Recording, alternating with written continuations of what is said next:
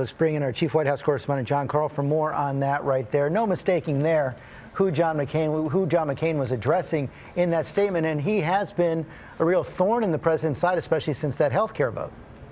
No mistaking at all. He didn't utter the words Donald Trump, as Robin pointed out. And these are themes that McCain has been hitting for a long time, really as long as he's been in politics. But there is no question who he was talking about, what he was talking about. That was a pointed criticism of President Trump. By the way, George, he received a warm congratulations for winning that medal right after that speech from Barack Obama.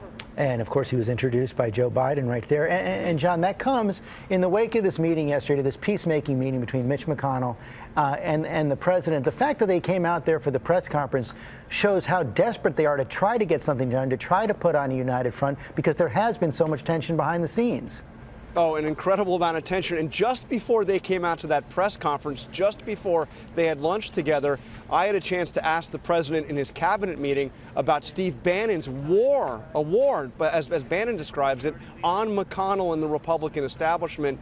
And the president did not call on Bannon to back off. In fact, he called Bannon a friend and said he fully understands how Steve is feeling. Those were his words. Yeah, he seems to be trying to straddle a very fine line there. On another front, John, the president also said next week he's going to be declaring this opioid emergency. It comes in the wake of this blockbuster report in 60 Minutes and the Washington Post, which showed how lobbyists worked with members of Congress to reduce the DEA's power to freeze these opioid shipments, and that's put the president's nominee for drug czar in peril.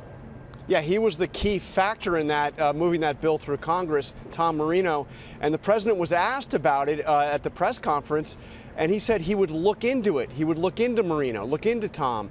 George, that is exactly the language that he used about Tom Price right before he fired him. Yeah, look into are not good words coming from the president when he's talking about a possible nominee or cabinet member. John Karl, thanks very much.